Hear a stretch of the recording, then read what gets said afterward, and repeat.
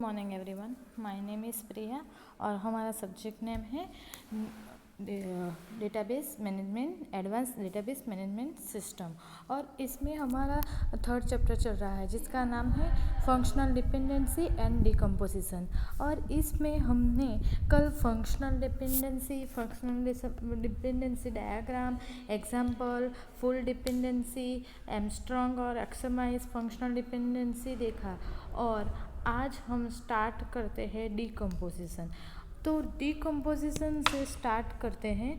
This section being with describing a basic concept of decomposition. After this two different type of decomposition, lossy and lossless are explain. मतलब आपको क्या बताया जाएगा इसमें decomposition, जिसमें दो पार्ट है डिकम्पोजिशन के। फर्स्ट है लॉसी एंड सेकंड है लॉसलेस आर एक्सप्लेन। तो देखते हैं फर्स्ट देखते हैं कॉन्सेप्ट कि डिकम्पोजिशन क्या है। तो decomposition is the process of breaking down given relation into two or more relation. मतलब क्या है कि आपके पास रिलेशन दिखाया गया है, एक के साथ दूसरे को रिलेशन, तो ये रिलेशन को डिवाइड करता है। Here relation are replaced by two or more relation in such way that each new relation contains subset of attribute of R and together they all include all attribute of R। मतलब आपको पहले relation contain और subset of the attribute of R, मतलब वो R दिखाया गया है। बाद में आपको क्या है कि आपको ऑल इंक्लूडेड एट्रीब्यूट, मतलब आपको ऑल एट्रीब्यूट के लिए क्या दिखाया गया है, आर का मतलब रिलेशन। तो देखते हैं, स्टार्ट करते हैं। Relation database design process start with universal relation schema. Universal मतलब आपको यूनिवर्सल मतलब यूनियन जिसे बोलते हैं ना, आप इसे ऐसे ऐसे ड्रॉ करते हैं ऐसे। तो relation database design process start with universal relation schema R A1 A2 और AN। तो आपको क्या करना है, आर जो रिलेशन है और A1 to AN क्या है, आपको एट्रीब्यूट। तो आपको एट्रीब्यूट और रिलेशन के साथ जो आपका डिकम्पोजिशन होगा वो आएगा। तो देखते हैं, which include all the attribute of the database. The universal relation stated every attribute name is unique. मतलब आपका जो एट्रीब्यूट होगा तो वो सब एट्रीब्यूट का नाम डिफरेंट होगा, सेम नहीं हो सकता।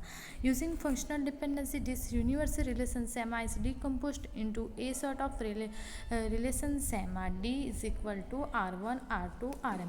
डिकम्पोजिशन का मीनिंग क्या बताया मैं आपको, रिलेशन को डिवाइड करेगा। तो आपको दिखाई रहा है डी मतलब डिकम्पोजिशन और R1 R2 और RM। Now D becomes relation database schema and D is referred as decomposition of R. मैंने आपको बताया ना कि डी क्या करेगा, डिकम्पोज करेगा, किसको करेगा, रिलेशन को। तो generally decomposition use to eliminate the pitfall of the poor database design during normalisation process. Such kind of pitfall are describe in section 1.3। For example consider relation branch given figure. मतलब आपको एक example दे रहा है, मतलब आपको पहले account branch नाम का एक टेबल बनाया गया है। इसमें आपके कौन कौन सी रो बनाए, कौन कौन सी कॉलम है, account number, balance, B name और बी एड्रेस। तो इसमें आपको डिटेल दिखाई दे रही है। अकाउंट नंबर में A01 to A05 दिखाई दे रहा है, बैलेंस में आपको वैल्यू दिखाई दे रही है और बैंक नेम का भी आपको ब्रांच नेम भी बताया गया है और ब्रांच एड्रेस भी। तो ये हमारा अकाउंट ब्रांच का नाम का एक टेबल है जिसके ऊपर ये हमें डिकम्पोजिशन रिलेशन फाइंड करना है। तो this relation can be replace with to different below, account और ब्रांच। तो क्या है, एक रिलेशन है आपका अकाउंट ब्रांच और इसको दो पार्ट में डिवाइड करना है, अकाउंट और ब्रांच। क्या करना है, डिवाइड करना है। कौन कौन से पार्ट में, अकाउंट और ब्रांच। देखिए टेबल में कि अकाउंट नाम का जो आपका टेबल बनेगा इसमें क्या क्या वैल्यू आ सकती है, अकाउंट, बैलेंस और बी नेम, बी नेम, और ब्रांच में क्या आएगा, ओनली बी नेम और बी एड्रेस, मतलब ब्रांच नेम और branch address. No this two relation is shown in figure, मतलब आपको नेक्स्ट टॉपिक में ये देखो, फर्स्ट मैंने क्या बताया, जो अकाउंट और ब्रांच, मतलब ये देखिए, ये अकाउंट है तो ये ब्रांच है, दिखाई दे रहा है ना आपको, अकाउंट और ब्रांच। तो इसको क्या करना है कि अलग अलग पार्ट में डिवाइड किया है। देखो इसमें अकाउंट में क्या लिया आपने, अकाउंट नंबर, बैलेंस और बी नेम, और ब्रांच में बी नेम और बी एड्रेस। तो decomposition relates can be either lossy decomposition और लॉसलेस डिकम्पोजिशन, मतलब आपको जो दिखाई दे रहा है वो डिकम्पोजिशन आपने किया, किसका किया, रिलेशन का। तो आपको अकाउंट और ब्रांच नाम का जो एग्जांपल दिया है वो इसमें डिवाइड किए थे। अकाउंट ब्रांच का अकाउंट ब्रांच नाम का जो वन टेबल था इसको डिवाइड किया, और कौन कौन सा बना, one is account and second is branch. तो अकाउंट में कितनी कॉलम आएंगी, अकाउंट नंबर, बैलेंस और ब्रांच नेम, और ब्रांच में क्या आएंगी, ब्रांच नेम और ब्रांच एड्रेस। तो देखते हैं कि आपका डिकम्पोजिशन का टू पार्ट्स पड़ता है। तो फर्स्ट इज लॉसी डिकम्पोजिशन। तो लॉसी डिकम्पोजिशन किसे कहते हैं, तो decomposition of relation R into R1 and R2 is lossy when the join of R1 and R2 does not yield the same relation as in R। मतलब क्या है, lossy decomposition किसे कहते हैं, कि आपका जो R में से दो रिलेशन बनेंगे, R1 और R2। तो R1 और R2 जो बनेगा उसे लॉसी कहते हैं। क्यों लॉसी कहते हैं, कि वो रिलेशन मेन रिलेशन जैसा नहीं होगा, मतलब R जैसा नहीं होगा। तो देखिए, जो R is equal to R1 to R2, तो R1 और R2 R रिलेशन में से आपका बना है। तो ये जो मेन R है वैसा R1 और R2 नहीं मिलेगा, तो इसे क्या कहते हैं, lossy decomposition. This also referred as lossy joint decomposition. This disadvantage of such kind of decomposition is that some information is lost during retrieval of original relation. इसका मतलब क्या है कि lossy decomposition का डिसएडवांटेज है कि वो आपका जो R में डेटा है वो डिवाइड करता है R1 और R2 में, तो आपको R1 में सभी डेटा चाहिए तो वो नहीं मिल रहा है, तो ये क्या हुआ, आपका डिसएडवांटेज हुआ। And so such type of decomposition is referred a lossy decomposition. From practical point of view decomposition should not B lossy decomposition. मतलब आप देखते हैं एग्जाम्पल में, तो एग्जाम्पल में देखिए कि फिगर में आपको क्या दिखाई दे रहा है, आपको अकाउंट नाम का, तो इसमें क्या दिया, अकाउंट नंबर, बैलेंस और बी नेम। तो फिगर देखिए, the relation two relation account balance और बैलेंस ब्रांच, अकाउंट बैलेंस और branch.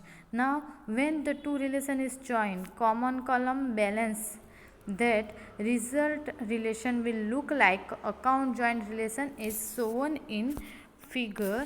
नेक्स्ट में देखिए, आपको दिखाई दे रहा है अकाउंट बैलेंस और बैलेंस ब्रांच। तो इसमें सेम कौन कौन सी आ रही है, तो इसमें क्या सेम है, बैलेंस नाम की जो कॉलम है वो सेम है। कहाँ है, ये देखिए, ये इसमें एक बैलेंस कॉलम है और बैलेंस ब्रांच में भी एक कॉलम है, तो ये सेम है। तो इसे क्या करना है, डिकम्पोज रिलेशन करना है। तो इसमें क्या होगा कि आपका जो अकाउंट नंबर है और बैलेंस है वो आपका सेम आ रहा है, और बाद में ब्रांच नेम। तो ये था ना, ये बैलेंस, वो क्या किया कि अकाउंट नंबर और ब्रांच नेम को जॉइंट किया, क्या किया, तो आपको क्या मिला, एक पूरा टेबल मिला। तो जिसमें कौन कौन से कॉलम आ गए, अकाउंट नंबर, बैलेंस और नेम। तो इसे क्या बोलते हैं कि जॉइंट रिलेशन, किस में, लॉसी में। तो in lossy decomposition surprise tuple are generate when a natural joint is applied to the relation in the decomposition. In other word, decomposition is lossy if R join of R1 and R2 over X, where R is an original relation, R1 and R2 are decomposed relation, and X is common attribute between these two relation. बाद में देखते हैं lossless joint decomposition. The decomposition of relation R into R1 and R2 is lossless when the join of R1 and R2 yield the same relation as in R. मतलब आपका जो relation में जो same आपका जो रिलेशन आएगा वो lossless में आएगा. This also refer non addictive decomposition. All decomposition must be losses. Here the word loss refer to the loss of information.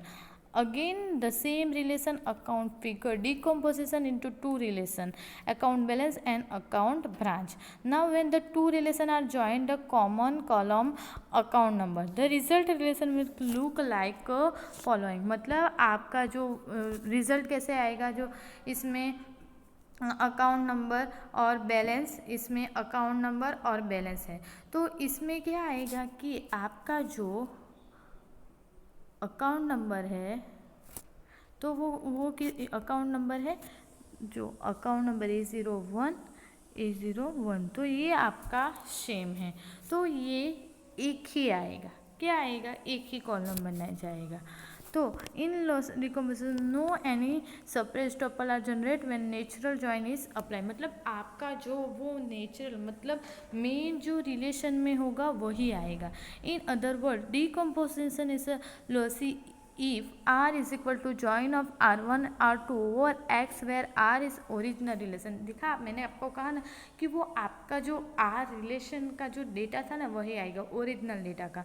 तो ये R1 और R2 are decomposition relation. X is common attribute between these two relation. तो example देखते हैं.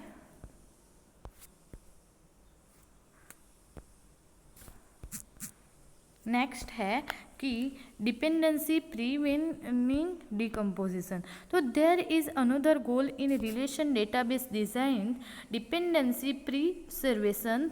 When any relation is decompose illegal relation should not be created. मतलब आपको कोई relation है वो इलीगल मतलब कोई साथ रिलेशन नहीं हो रहा है, वो गलत आ रहा है, तो इसके लिए क्या होगा? प्रीसर्विंग डिकम्पोजिशन. तो when any relation is decomposed, illegal relation should not be created. A relation is illegal relation does not preserve given functional dependency. Consider that a relation schema R and set of functional dependency F are given. relation R decomposed into relation schema. मतलब आपको relation बताया गया है और इसमें functional dependency use करना है. तो आपको मैं आपका रिलेशन क्या आएगा कि R1 R2 to Rn and functional dependency F1 F2 to Fn and F dash is equal to F1 union F2 union F2 union F. This decomposition dependency preserves decomposition if closure of F dash is identical to F plus if F dash plus is equal to F plus. मतलब क्या है कि आपका जो data relation में है वो किस में आएगा? फंक्शन में, फंक्शनल डिपेंडेंसी F में. तो वो क्या होगा कि F dash is equal to F dash का मतलब क्या है कि वो किस में? फंक्शनल को यूनियन करता है. तो देखते हैं example. Let's relation R A B C D and set of functional dependency F A B A C और C D. मतलब आपको रिलेशन दिए गए हैं. रिलेशन में क्या कौन कौन से रिलेशन बताने हैं? A B C D का, और आपको फंक्शनल डिपेंडेंसी का एक सेट दिया गया है. तो वो सेट किस पे से बनेगा? रिलेशन से. तो रिलेशन क्या है? A to B रिलेशन है और A to C है और C to D है. आ relation is decomposed into R1 is equal to A B C, R2 is equal to C D. तो R1 is equal to A B C है. तो function dependency क्या आएगी कि वो A पे A और B, A और C. मतलब आपका B का जो डेटा है वो A में स्टोर हो सकता है और C का डेटा भी, और C और D का मतलब क्या है कि C और D. तो F dash is equal to F1 union F2. तो यूनियन का मतलब क्या है कि ये सभी डेटा को आप कंबाइन करेंगे. मतलब जो आपका A और बी का डेटा है और ए टू सी का और सी को डी का, तो वो सभी डेटा एफ डेस में आएगा। और एफ डेस का क्या करना है आपको, F1 यूनियन F2। तो ये इसमें क्या आएगा, A2B, A2C और C2D। तो इसमें सभी डेटा आएगा। तो ये सभी डेटा किसकी तरह से है, functional dependency, using functional dependency. तो F dash is equal to function and F dash plus is equal to F plus, thus the decomposition is a dependency preserving decomposition. मतलब आपकी कोई डेटा है वो दूसरे डेटा पे डिपेंडेंट है, इसके द्वारा हमें दूसरा कोई डेटा मिल रहा है। तो ये था हमारा आज का टॉपिक, जिसमें हमने देखा डिकम्पोजिशन क्या होता है, लॉसी डिकम्पोजिशन क्या होता है, लॉसलेस जॉइंट डिकम्पोजिशन क्या होता है, और डिपेंडेंसी प्रिसर्विंग डिकम्पोजिशन क्या होता है। तो नेक्स्ट चैप्टर हम नॉर्मलाइजेशन कल से स्टार्ट करेंगे। तो आज का जो हमारा थर्ड चैप्टर है वह यहीं ख़त्म होता है। आपको कोई प्रॉब्लम है तो आप मुझे कांटेक्ट कर सकते हैं। तो थैंक यू एवरीवन।